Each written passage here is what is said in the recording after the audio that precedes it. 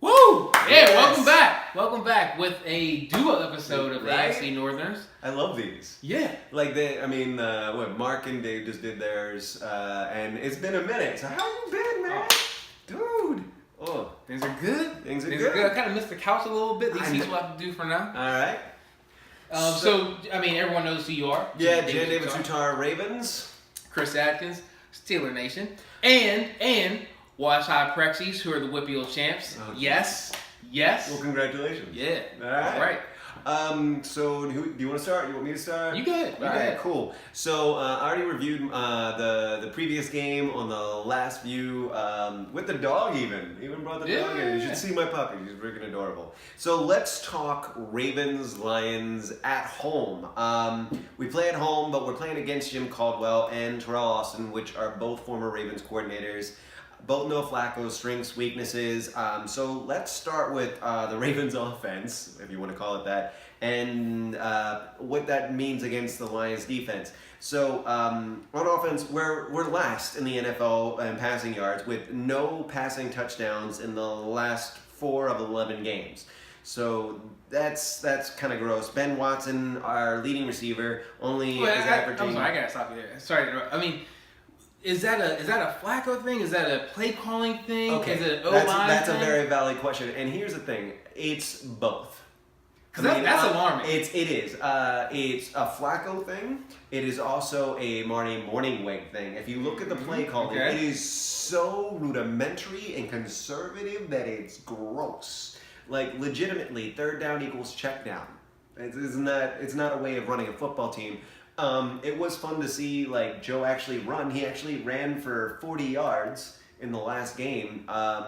They had a total of 130 something rushing yards. I don't remember the stat off the top of my head. 40 of those came from Flacco. Yeah. Okay. Alex Collins had 65 yards. I think after all was said and done, I think Alex Collins had 65 yards or something like that. Total of 139-ish. I don't remember. Well, I'm just being honest here. I don't watch every Ravens game. No, I don't watch every The single one game. that I did see must have been fluky then because we were together for the Packers game. You guys whooped the hell out. 23-0. Blank them. The Dolphins 40-0. So Crazy. that's kind of what I'm used to seeing. I'm surprised that you guys haven't had any success offensively. You're just as After shocked as I am. I'm sure. Legitimately, I am just as surprised at our record with how vanilla this offense is. So let's talk about that. So what was that? Like Ben Watson, leading receiver, 8 yards on average per reception, right? Wow. We have seen a lot of promise, and Alex Collins like just river dancing into the end zone, so that's fun. But against this Lions D is going to be interesting because the Lions D isn't really in good shape, especially against the rush. Their top tacklers include a first-round rookie, Jared Davis, and then they've also got Tahir Whitehead. On pass, the Lions are a bit better, even without Tavon Wilson, who was their safety. Ansa is looking healthy. They just added Dwight Freeney. He was probably going to make his debut in this coming game. Just a little tread left on those tires. Yeah. A little tread left. Honestly, I'm more interested in watching Darius Slay and Glover Quinn. And also, the other thing to remember is that the Lions D has 5 defensive touchdowns. So that's interesting too. So talking over to the Lions offense real quick. They have talent. I mean, Matt Stafford has been very not bad. He's injured, but he still is looking not bad. He's got Golden Tate there, who is a rich man's like Mike Williams or Mike Wallace, I'd say. Yeah, Mike Wallace. Honestly, like I'm really interested in seeing like what Marvin Jones Jr. does against Weddle, especially in the seam, and our defense against the Lions is going to be very interesting because we had a really rough start last week against the Texans. Like just looking at you, Matt Judon, that penalty was ridiculous. Shouldn't even have happened. We lead the league, however, in 18 interceptions.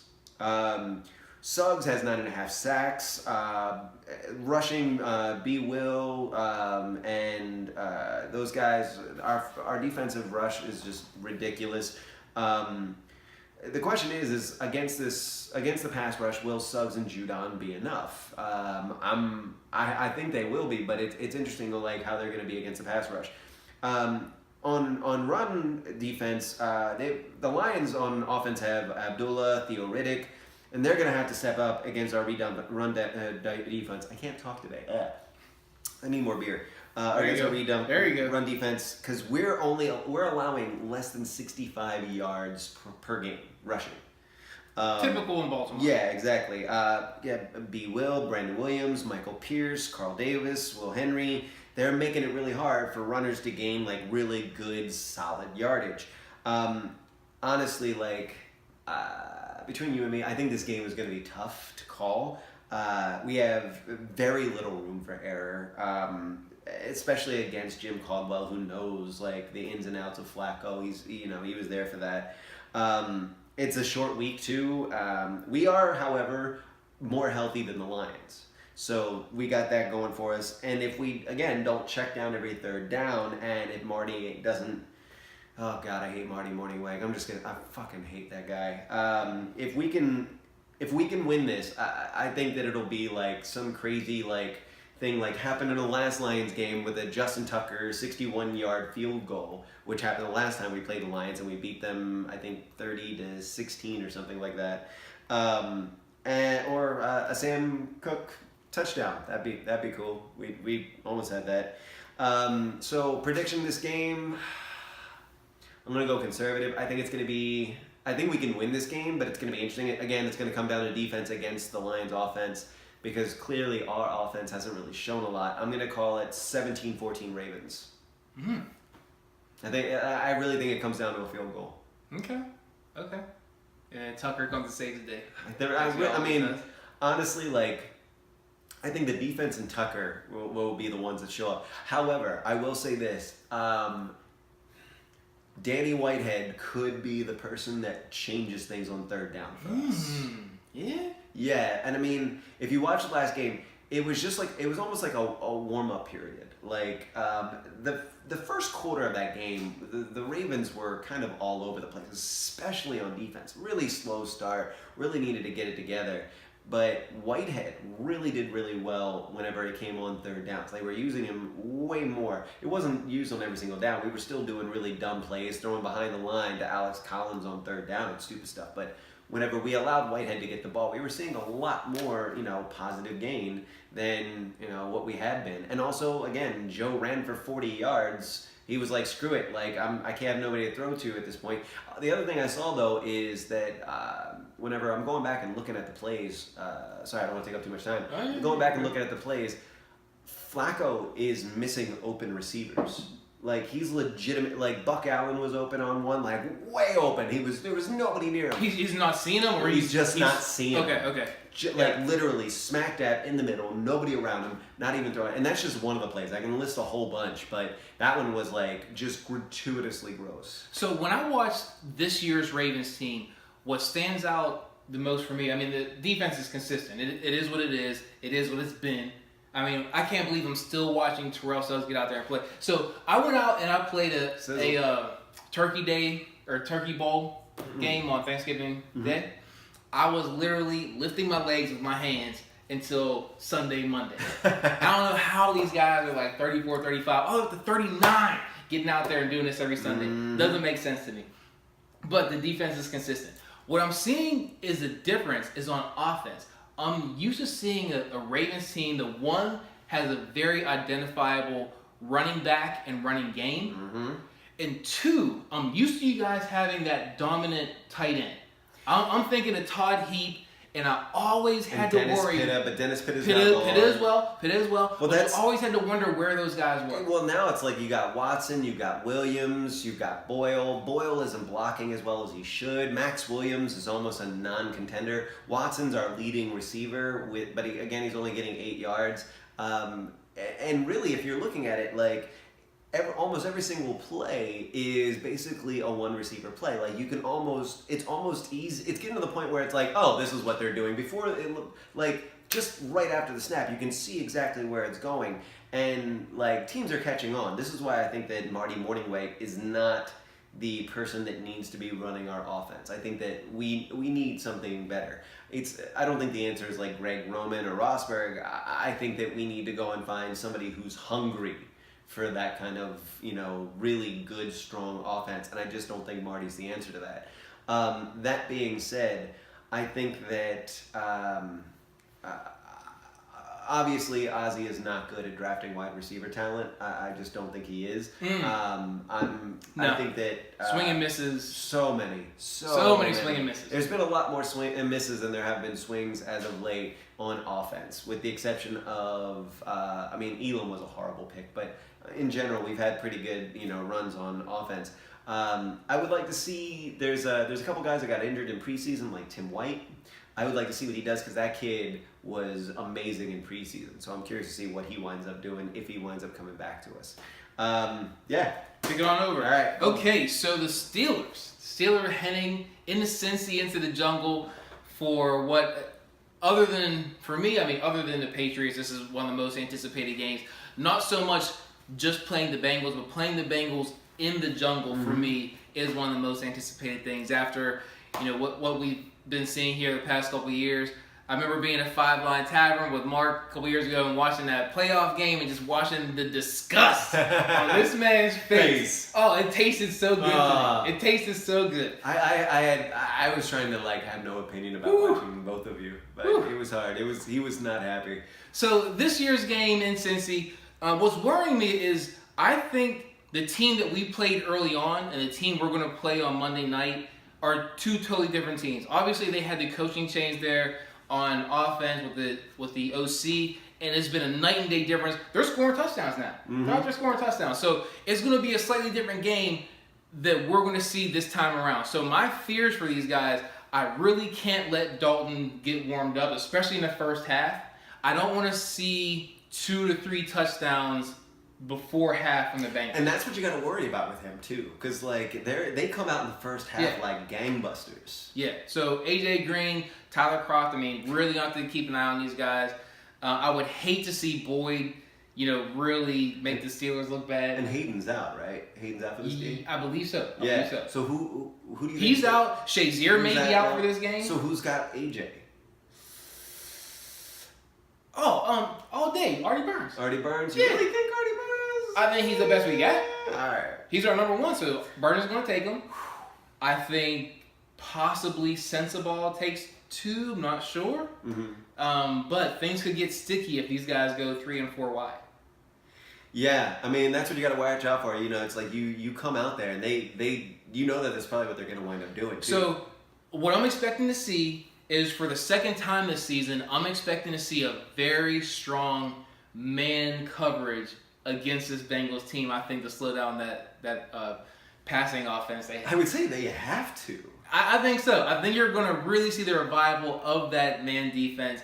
I'm thinking if we can get to 2-3 sacks, 2 picks in this game, I think that really turns the tide. But for that to be the case, we've got to take advantage of this Bengals offensive line that still pretty shaky. Still pretty shaky in my opinion.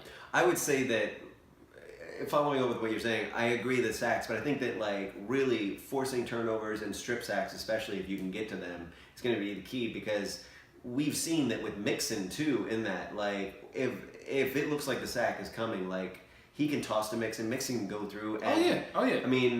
Your run defense has had some problems here and there. It's good, but it's still had a little bit of issues, and I think that Mixon, is going to be looking at tape right now to figure out where those holes are. I'm sure he is. And against the Browns, they just scored their 4th rushing touchdown. Bell only has 5 so far this season, so that's not a huge change, not a huge gap between the two of them. So I don't want to talk too bad about those guys only scoring 4 on the ground. But I think Mixon's going to get his yards. I don't see him scoring in this game. I think the scoring is going to come through the air. I mentioned Boyd. He just got his first touchdown this season. I do not want to see him score against us. Green, he's probably going to get his. I don't see Tyler Kroft scoring being that far-fetched. I don't think LaFell's going to beat up on anybody. I'm not too worried about that. LaFell's such a question mark. LaFell is I can't quite figure out if I like the way he plays or I don't. I think we'll have a much better chance bottling him up than Green. I think Green, Yeah. Oh, yeah. he's going to do what he does every week. LaFell's totally, but like I said, again, it depends on those three wideouts. You know, if they wind up going three and everybody's like double teaming AJ and then LaFell just walks right into the end zone, that's an interesting problem for you guys to have. Now, flip side of that, our offense against their defense, same thing. I mean, you're going to get what you're going to get against the Bengals defense. I mean, Burberry's going to be out there. The rest of those guys are going to be out there. Those cornerbacks that they stole from the Steelers in the draft, those guys are coming around now. The Drake Kirkpatricks of the world, Darquez Denard. I mean, you're seeing these guys out there on the field making plays. That's more what I'm worried about. I mean, I don't want Ben to go out there and just start gunslinging and have another Jaguars day with 5 picks. I mean, he's got to be extra careful here. I'm hoping, actually, that Bell kind of sets the tone early on, rushing the ball. I want to see us get out there and rush the ball, especially if Juju is maybe not 100%. I love seeing Martavis Bryant get in there and eat last week in Juju's absence. But especially if Juju's not 100%, I want the running game to get in there and set the tone, not have to rely on gunning it down the field too often. How is Jesse James done against this defense? Jesse James, I'm trying to think how he did last game against the Bengals, and I'm not going to lie to you and say I remember the stats. Yeah. But what I will say is that he's really progressed this season. Yeah. I'm really seeing him take strides since probably after the 4th or 5th game this season. Really like what I'm seeing for him. He's getting out there and scoring, so I wouldn't be surprised to see him have a good game. He's a very different player than he was last year. He is, but I think this goes one level deeper, and I think this is going to be on Todd Haley. So Todd Haley in this last week kind of opened the playbook up a little bit, and Xavier Grimble gets the shovel pass touchdown. Love seeing that. We're going to need more of that this week. I need less of just, hey, let's just see Brown get open. I'm going to need less of that this week. Mm-hmm. Less of that this week. You got to spread it around. I want to see Brian score one. I want to see Schuster score one if he's in there. And I haven't really seen much from Eli Rogers this year. Yeah, and I haven't seen hardly anything. I was really expecting Rogers to step up, but I think Juju's kind of stole some of his shine, which I kind of get. I mean, the kid's playing out of his mind right now, but Rogers has to get out there and step up and earn his check too. Yeah, I completely agree. I personally, I think that like T.J. Watt is going to be the guy that really gets to Dalton in this game. Like, I just got a feeling like TJ is really going to wind up finding his way because their offensive line, it's not great, but it's more banged up than like I think they can handle against TJ. So what I think is one of the scariest things in the NFL, and the Steelers almost found this out the hard way last week, was playing someone you just don't have a whole lot of tape on. In that case, Huntley. I mean, we haven't played him before. It's always a little spooky. The Bengals have seen T.J. Watt, but not enough, I don't think. I don't think the NFL has truly figured him out yet because he had a very short college career. Mm-hmm. He hasn't been playing football that long. I don't think people have really figured out how to address his skill set with his odd combination of speed and power and just his motor to get after the quarterback as well. I'm almost thinking, I mean, he's that kind of like 2-layer block guy. You have to have a defensive end on him, plus a running back chip him if he does get through that first layer. So I think, again, he's going to have a great week this week until the NFL really figures him out. Prediction? 34-24, good guys. 34-24. I think this could turn into a shootout. 34-24. It could turn into a shootout. All right. Because like I said, if Dalton gets those 2 or 3 touchdowns in the first half, I mean, shit. So you're thinking like at least 4 TDs? For Steelers. Yep. All right. 4-2. 4-2. Yep. Interesting. All right. So we had some questions from our Bengals and Browns guys. Oh right? yes. So yes. Start off. So Browns guy, I'm DGBG. dying to know what's up, brother. I'm dying to know, really, what are the Cleveland faithful saying about Gordon right now? Is he?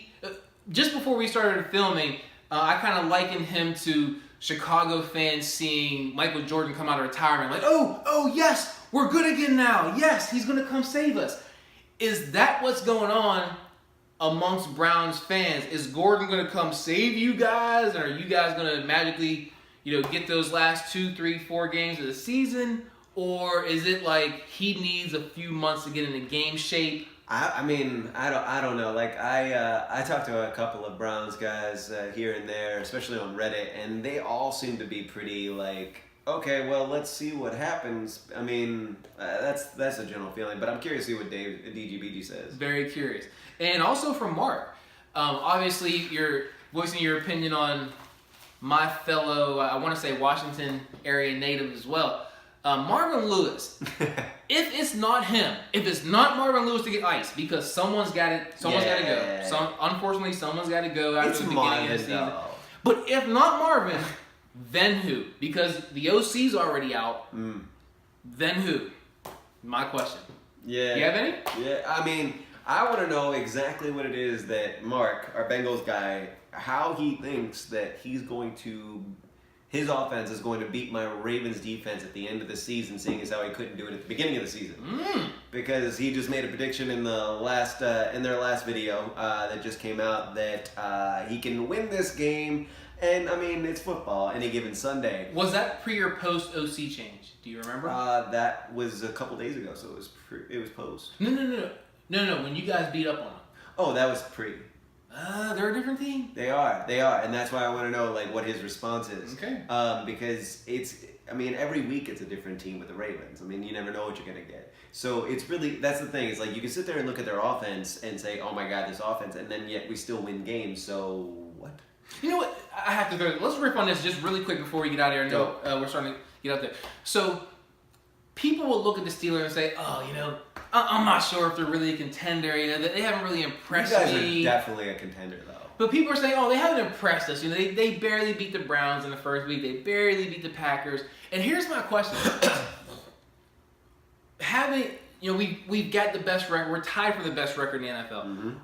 Why is it that people look at the Steelers like, oh, maybe they're not those guys? Is it that we don't have style points in our wins? I mean, what do we have to do? I mean, from a Ravens perspective, from my perspective alone, the only reason I think that you might not be contenders is basically, I think that once you get to the playoffs, it really depends on how you guys gel, because you have had some off-field issues that don't quite make sense. I mean, this is really, like, it's not like style points or anything like that. It's literally been like, all right, so, like, what is going on with your team? Can you guys gel? Whenever you're under that kind of pressure, can you? So far, I mean, you haven't had super tough games yet. You've had some, like, games that were, like, interesting, but you haven't had games that were like, this is going to be a tough matchup. Are you saying we haven't played the right people? Or? I'm saying that, like, once it gets to playoff and you start really playing tough teams, like teams that like have winning records, like that are consistently having winning records, that's going to be the real test to me. That's going to be where I see, okay, you guys actually do have a shot. Because I mean, it's interesting. I think that you guys absolutely have a shot to. I hate saying this. My mother-in-law is going to love it, but I think that you guys absolutely have a shot of getting into the Super Bowl if you guys can gel in the playoffs. Now, if you can gel in the playoffs, I think that you can totally like make some waves. My question is, does it all come together? Because there have been moments in games where it has almost fallen apart. And a lot of those games you recovered and put it back together towards the end or around in the third quarter. It's whether or not you guys can, continue to do that. So here's where I feel the Steelers' continuity comes into play. I mean, you get Ben Roethlisberger, who's been starting since my senior year in college. I mean, do the math. That's been a minute. It's been quite a while. You've got Brown, who's been our number one for a while. You've got Bell, who's been our number one for a while. You've got Coach Tomlin, who's been there for. And he's a great head coach. What I'm saying is, I think this is a fact. You go back to our Decembers. You go back to our December record. Back to any season you want. We whip people's ass in December because we start to gel towards the end of the year when it really starts to count in our life. And that's why it's like I just don't discount it. Like it's why I say if you can. It's not like this is one of the first seasons where I'd have to say it's an if, not a win. Okay. I think it is when the senior leadership kicks in like they do every year, which is tomorrow, December 1st. Yeah. Month of December, the Steelers own it. Check any season. The only other thing I would say is the only other concern I would have for you guys if I were in your shoes is injuries. Yes, I mean, but that's any team. That's any exactly. Yeah, I mean, that's neither here nor there. Yeah. But yeah, like I mean, honestly, as much as I hate it, I think that you guys are you're gonna if you lose your first playoff game, I would really be surprised because you're on a roll. I can't even imagine because there's a very good chance that first game is going to be in Pittsburgh. Yeah. If we lose in Pittsburgh the first time we're on the field, because we're late. I mean, we're heading for that first round bye. I mean, us and probably the Patriots are heading for that first round bye. Yep. If someone comes into Pittsburgh after winning a fucking wild card game and beats us, riot time. Yeah. Riot time. And that's the thing. Like if we wind up continuing to win, if we only lose if the Ravens only lose like a couple more. Say that we lose a couple more and we wind up winning the seed and Jacksonville winds up, dying and we get it. We get that wild card because we're pretty much right now we've got it. You're in the hunt. That would you and I probably won't speak for a couple of weeks, but I don't know. I really think it depends on who you wind up playing in your first game. I would be starting to watch the NFC teams and seeing what they're doing. I'm watching Eagles every week. Eagles are ridiculous. All right. All right. Anyway. Whew. All right, guys. So, man, that was a long one. Yeah, we're having too much fun. All right, guys. So, following up, don't forget check out superfanstyle.com. They have brand new shirts. They do. They actually if you go to superfanstyle.com, you will still see Pittsburgh Steelers shirts that say Dilly Dilly. Exactly. I don't think you should say it. I don't think I should say it. I totally don't think I should say it. So check them out. If you use our code AFC North 20, you get 20% off. Thanks again to Rocco's for allowing us to shoot there on occasion. You can go to roccostavern.com. You got anything?